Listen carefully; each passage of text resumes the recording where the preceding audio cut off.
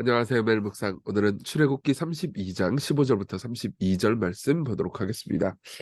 계속 하와이안 셔츠로 함께하고 있습니다. 네. 여전히 오늘도 이제 되게 심각한 본문이긴 해요. 금송아지 우상 숭배 사건인데요. 이제 모세가 시내산에서 하나님께 율법을 받고 있을 때 백성들은 밑에서 금송아지를 만들어서 우상 숭배를 하고 있었죠. 그 결과가 이후에 어떻게 되는지 한번 볼게요. 모세가 돌이켜 산에서 내려오는데 두 증거판이 그의 손에 있고 십계명을 이제 쓴 거죠. 그 판의 양면 이쪽 저쪽에 글자가 있으니 그 판은 하나님이 만드신 것이요 글자는 하나님이 쓰셔서 판에 새기신 것이더라. 여호수아가 백성의 요란한 소리를 듣고 모세에게 말하되 진중에서 싸우는 소리가 나나이다. 여호수아는 산 중턱에 있었거든요. 모세는 산에서 내려오고 있었고요. 모세가 이르되 이는 승전가도 아니고 패하여 부르짖는 소리도 아니라 내가 듣기에는 노래하는 소리로다. 예. 그러니까 여호수아는 싸우는 소리라고 생각했는데 이제 모세는 다 알고 있었죠. 하나님께서 이미 말씀하셨으니까 노래하는 소리로다.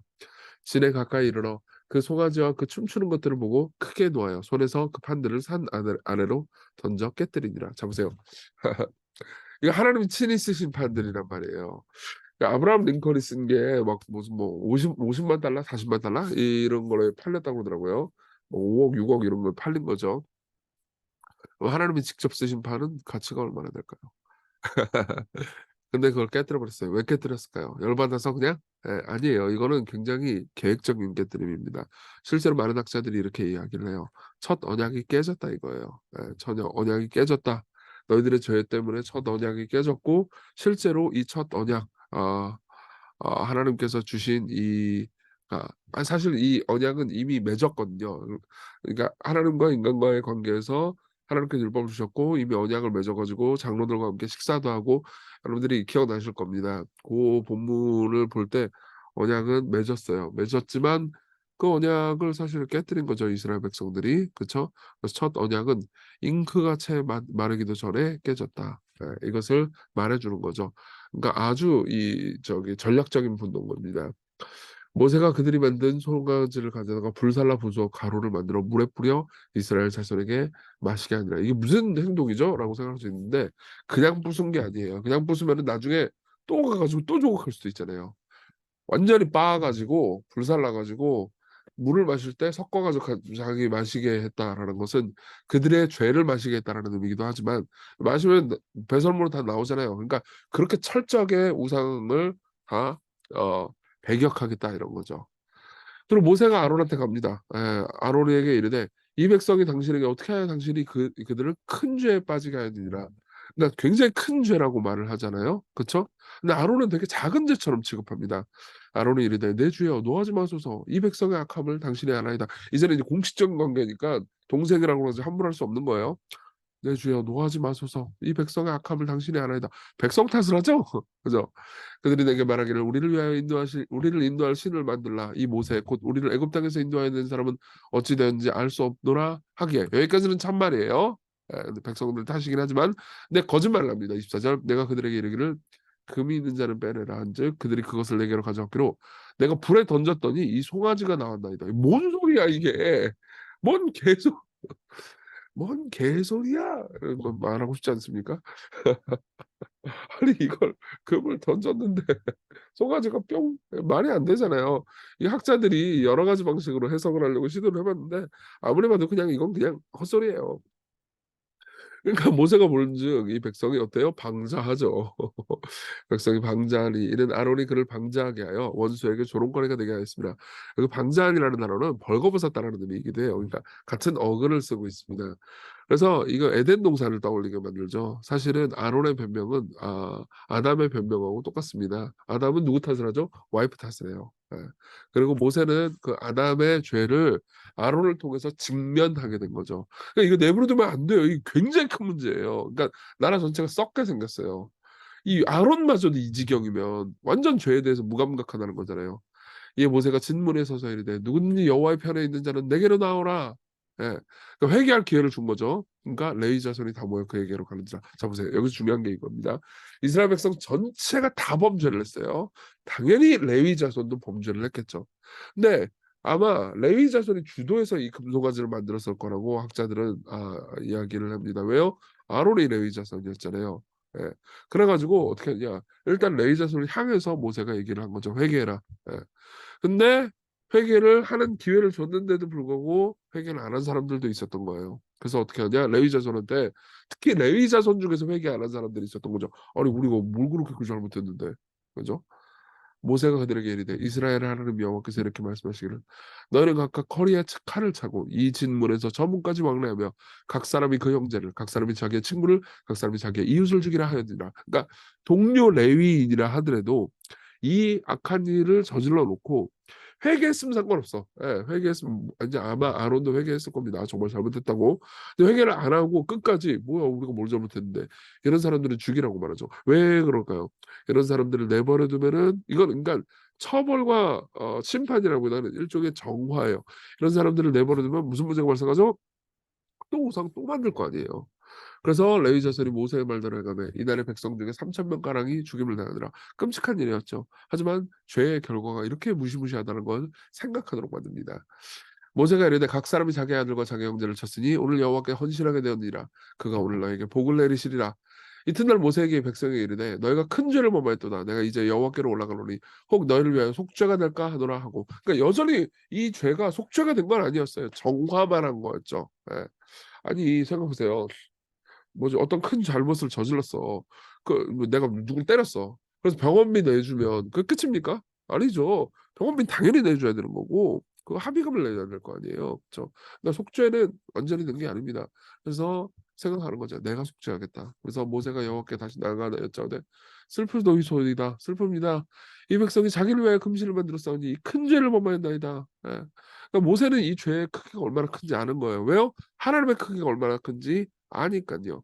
그러나 이제 그들의 죄를 용서해 주세요. 그렇지 않으면 원하건대 주께서 기록하신 책에서 내 이름을 지워 버려 주옵소서. 그러니까 "내가 제물이 되겠습니다." 이렇게 이야기를 하는 겁니다.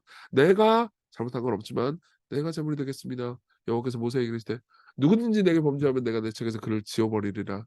이제 가서 내가 내게 말한 곳으로 백성을 인도하라. 내 사자가 네 앞에서 가리라. 그러나 내가 보응할 날에는 그들의 죄악을 보응하리라." 그러니까 뭐라고 그러니까 "언젠가 갚을 거다. 내 사자가 앞에 갈 거야. 그런데 너는 당장 보응하진 않겠다. 일단은 앞서가라. 여호와께서 백성을 치시니 이는 그들이 아론이 만든 바 그 송아지를 만들었습니다. 이렇게 백성을 치셨고 근데 문제는 뭐냐면 보응은 안 했습니다. 네. 그럼 보응이 어떻게 된 걸까요? 자 일단 적용으로 넘어가 볼까요? 첫째, 인간의 죄와 정화의 필요성. 우리는 죄에 대해서 쉽게 자기 변명을 하죠. 마치 아론처럼 부모님 날 사랑하지 않았어요. 그러니까 내가 부모님한테 함부로 대하는 건 당연히 맞아요. 남편은 날 돌보지 않았어요. 아내는 내 성적 욕구를 만족시켜 주지 않았어요. 그러니까 내가 바람핀 건 정당해요. 모든 사람이 다 그렇게 살잖아요. 그러니까 이 정도는 해도 돼요. 예. 아론의 말은 아담의 말과 같고 그리고 우리 모두의 말과 같습니다. 그리고 그런 상황에서 모세의 행동은 단순한 난리치는 게 아니었죠. 오히려 더 깊은 정화의 행동이었습니다. 아론마저도 이딴 생각을 하고 있는데 이걸 내버려 두면 안 되는 거죠. 그러니까 회개치 않은 사람들은 잘나는 거예요. 그래서 우리가 지금도 이제 하나님께서 이런 식으로 행동하지 않습니다. 이건 구약 시대 때예요. 그래서 우리가 오늘 이 시대에 죄 앞에서 생각해야 되는 가장 바람직한 태도는 자신을 회개하고 하나님의 편에서 내 죄를 잘라내는 거겠죠. 네. 자, 두 번째로 넘어가겠습니다. 모세와 그리스도입니다. 대표자 즉 모세는 자기를 제물로 제안했어요. "제가 제 이름을 지워 주세요. 저를 지옥 보내 주세요." 이런 말이에요. 죄는 늘 어떤 피해를 남기고요. 그 피해는 속죄돼야 되죠. 아까 말씀드렸죠. 그쵸? 아론은 자신이 살기 위해 백성을 팔아넘겼죠. 아니 백성이 잘못해서 그런 거예요. 근데 모세는 뭐예요? 백성을 살리기 위해서 자신을 드리죠. 예. 그러나 이거 예수 그리스도를 생각나게 하죠. 근데 모세도 죄인이었어요. 필립 라이클의 말에 따르면 하나님은 자기 다른 사람의 죄를 위해 누군가 죽는 것을 허락하시지만 그가 받아들일 수 있는 유일한 희생은 죄 없는 완벽한 사람의 희생이에요. 근데 모세는 죄가 없는 완벽한 사람이 아니었죠. 그는 하나님께 가까이 갔고 아마도 다른 어떤 사람보다 더 하나님께 접근했지만은 여전히 모세는요 죄인이고 모세가 죽어봤자 자기 죄 때문에 죽는 거지 누군가의 죄를 대속할 수는 없었어요. 근데 여기서 아름다운 부분 봅시다. 내 사자가 앞서갈 건데 언젠가는 보응하리라. 여기서 내 사자는 누구죠? 여호와의 사자라 불리는 예수 그리스도예요. 구약 시대 때 활동하셨던 예수님이죠. 그분이 대신 보응을 받을 것이다. 가 예언되어 있는 말입니다. 예. 자 보세요. 그분은 죄 없는 희생이었고요. 우리 모두의 죄를 대속하셨습니다. 그리고 여러분들이 그분을 믿는다면요. 그분의 사랑 안에서 아무 죄도 없고 아무 잘못도 하지 않은 것처럼 명예받을 거예요. 그렇게 예수께서 여러분들을 사랑하셨다는 거죠. 자, 우리 기도할까요? 첫째는 우리 죄 앞에 자기를 변명하고 아론처럼 죄를 죄 앞에 자기 연민으로 대응하기보다는 용서를 구하고 오늘 죄와 더불어 싸우는 그런 거룩한 하루 되게 해 주세요. 그리고 우리의 중보자를 생각하며 우리가 어떤 사랑을 받았는지 생각하면서 오늘 하루를 살게 해 달라고 우리 같이 기도합시다.